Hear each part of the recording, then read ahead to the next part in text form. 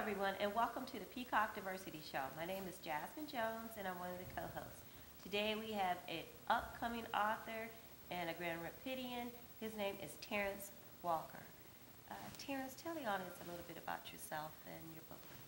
My book is a personal memoir of my life, how I grew up, how I couldn't keep a job, how I wind up selling drugs and getting caught up.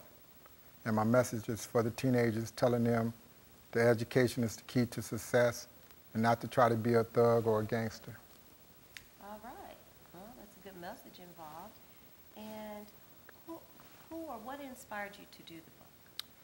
My brother and his wife, Monique, they inspired me along with a good friend of mine, Venus Vaughn, told me that they thought I needed to write a book, so I decided to sit down and start writing.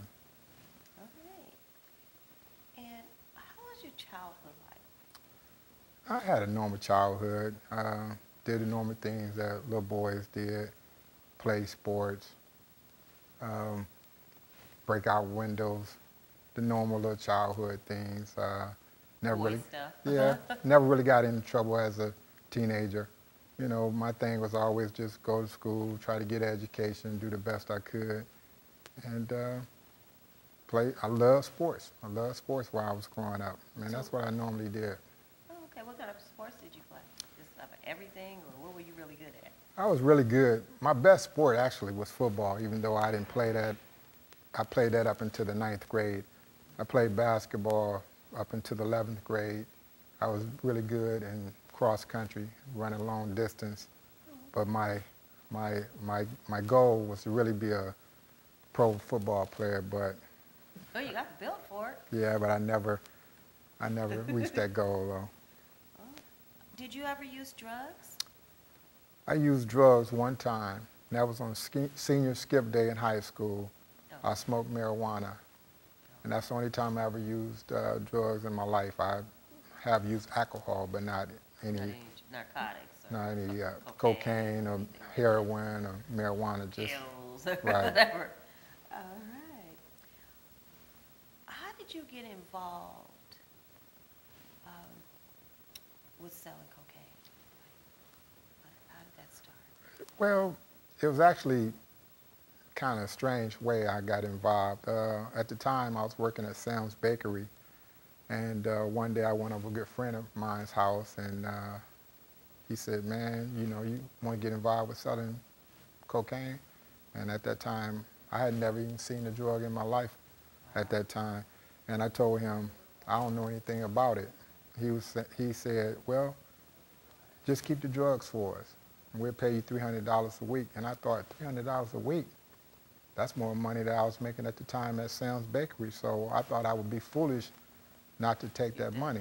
Because some people don't even make $300 a week now, but I mean, that's no money now. But back then, as a high school student out of school, that was like, what? Yeah, that was a good sum of money at that time. So I thought I would be foolish not to take the money. And so I started off by keeping the drugs for him.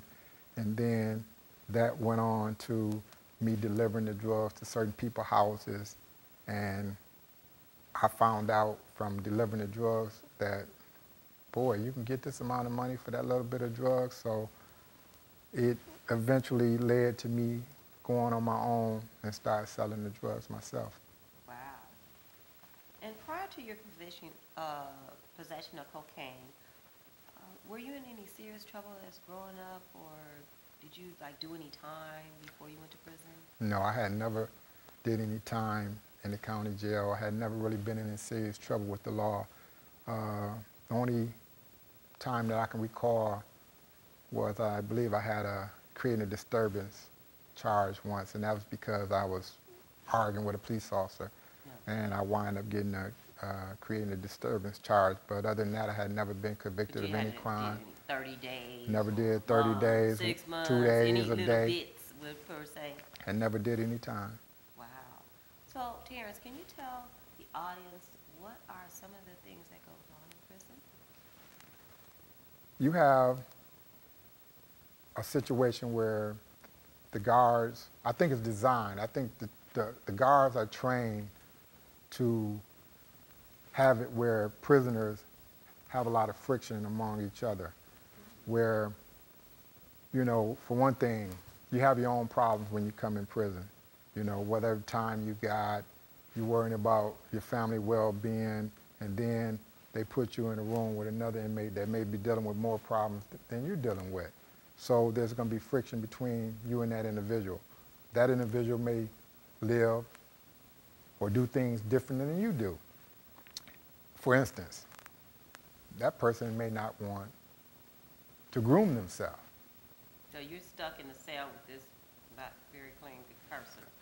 Yeah, you're stuck in a room with a person that doesn't want to bathe, doesn't want to shower, and doesn't clean their clothes, or you have a person that may come in the room and slam the door while you sleep.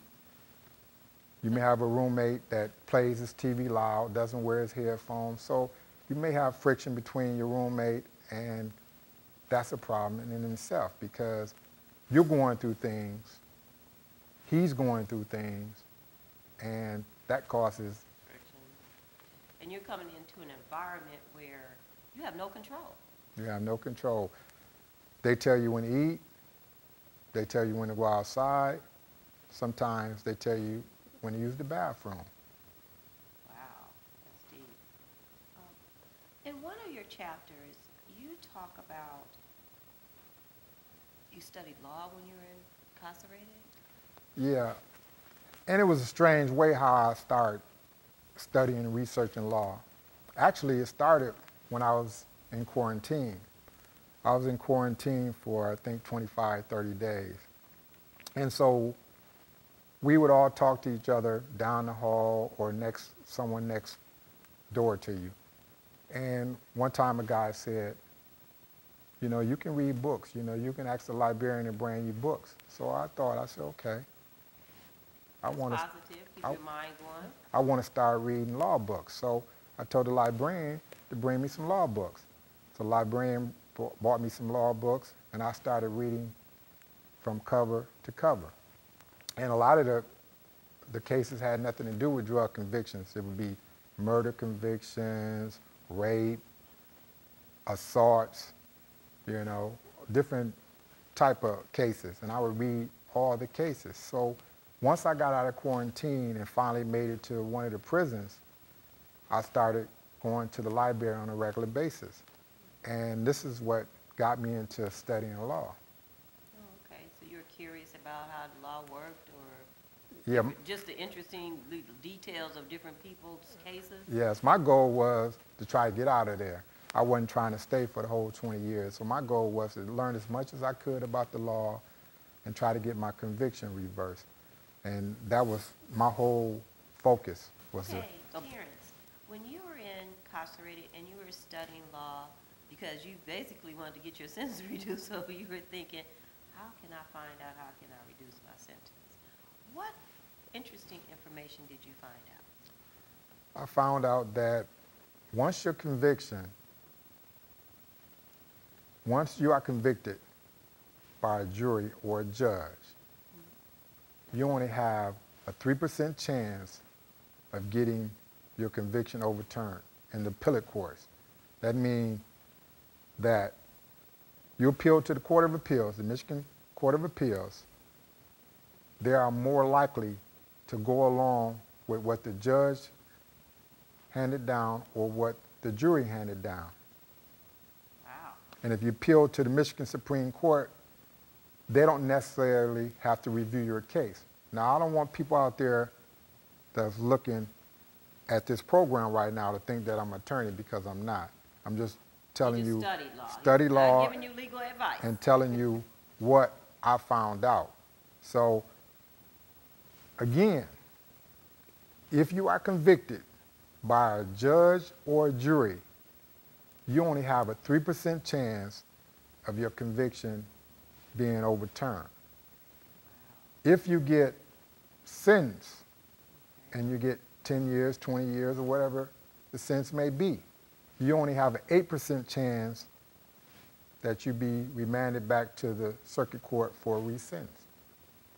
Wow, so I'm hearing 3%, 8%, those percentages do not sound good. They're very low, and the chances are, let's be honest, the chances are once you get sentenced a certain amount of time, you may very well end up doing all that time. The reality of it all. In the state of Michigan. The reality of it all. Don't quote me on it, but I'm just going to forward. Even though you keep hope alive, the reality of it all is that the sentence that is handed down or the conviction that you were given by a judge or a jury is going to stand. Wow. So, young adults, teenagers, please listen to these facts, because it's not going to be easy to get something reduced or overturned. And also, if I may add, in the middle 90s, anti-terrorism laws went into effect. And before the anti-terrorism laws went into effect, a prisoner was able to appeal over and over and over again. But once the anti-terrorism laws went into effect, they limit the amount of appeals that an inmate can have. So right now it's like 2. You have 2 chances. Wow. But the second chance that you go through the courts is a higher burden. So if you don't get any action on your Bill of Rights, most likely you're not going to get any action the second time around. Wow, that's not very encouraging. But once again, people, keep hope alive and pray and do whatever you can and get you a good support system behind you, because you will need it. And the basic rule is, if you don't get yourself in trouble, you don't have to worry. You don't have to worry about it. But bottom line is, Terrence, you came through it, you did your time, and now you're going on to be an author, and your dreams will be an educator one day, and that's great. And how would you say the prison guards treat inmates? It varies. I've been at some facilities where you had some prison guards that treated prisoners pretty good. You know, they would come in and do the 8 or 10 hour shifts and go home. You had other guards that come in and they would treat prisoners like worse than dogs. You know, they come in all day, they would nag at the prisoners, sit down, take it off the base air, they would shake down their rooms. You know, some would call them out of their name, call them boys. You had it was some situations where prison guards were spitting in the inmates' food, wasn't feeding the inmates. So you had. This depends on the prison guard. It depends on the prison guard. You had different.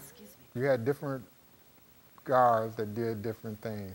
But for the most part, you know, most of them were Would you say decent most people. of the prison guards were pretty decent people? Just want to come in, do their job, and handle the inmates, kind of keep things in order, Yeah, so to speak. for the most part. So they basically, they were just kind of policing the situation. Yeah, Trying to keep people mellow. yeah.